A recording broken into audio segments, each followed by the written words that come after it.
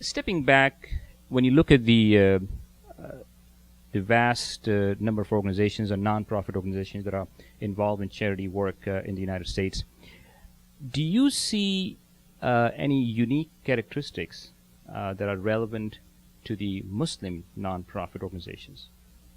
And this is a good question as well, because technically, all organizations that are charitable and serving the downtrodden and the poor and the vulnerable at risk in society, all of them are fairly common in their mission. What sets aside and should set aside the Muslim non-profit organizations are that their mission is not to necessarily only have sympathy for someone's condition.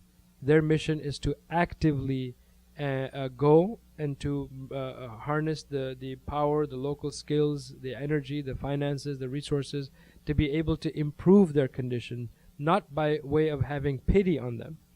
These organizations don't pity somebody or blame them for their poverty or blame them for their particular condition, but rather to say that you are just like us. Today we are blessed. Today you are tested. And we want to help you to improve your well-being and your conditions and your quality of life. And here's what we're doing, knowing all the while that it is God, Allah, who is in charge, and that Allah ultimately will improve the condition of all of these people. And the Quran also tells us that all of this that we're doing is not for, and many organizations get caught up in the public relations, in the credit and the accolades. And in the Quran it clearly tells us that you should be doing all of this charitable activity seeking the countenance of Allah. And the verse says, إِنَّمَا نُطْعِمُكُمْ لِوَجْهِ اللَّهِ لَا نُرِيدُ مِنْكُمْ جَزَاءً وَلَا شُكُورًا, which is, the translation says that indeed we feed you seeking the countenance of Allah, and that neither do we seek from you reward nor thanks. And that, I think, is what separates the Islamic organizations, the Islamic charitable organizations, from the others, because these are the mission, this is the mission, and these are the objectives.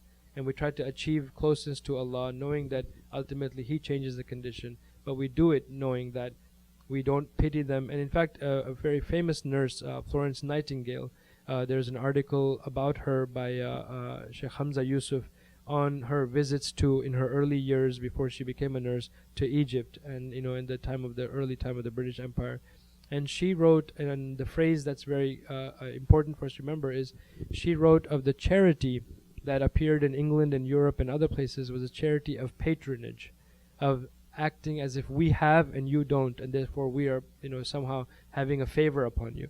And she said that the Muslim charity reminded her of a charity of fellowship, that you are a brother, you are a sister just like me, and that you deserve what I have, and you deserve to have as what I have, and I will give of what I have, and to convey that sense. And that's the spirit that really goes through community service for all of us. Thank you very much. Jazakumullah khair. We certainly, that was very enlightening in terms of the aspects of community service in the United States and inshallah in the rest of the world. We thank you very much for your time, we thank you for coming in here tonight. With this, inshallah, we'll end. Jazakumullah khair. Assalamu alaikum wa rahmatullahi wa barakatuh. One of the brothers in the Dawah group told me that, Imam, it is our goal to give every American a copy of the Quran. The question is simple. Are we ready to support this noble effort? Share what we've been blessed with? Islam. We invite you to join and support 877Y Islam. Let's gain the pleasure of Allah by fulfilling our collective obligation to serve His deen.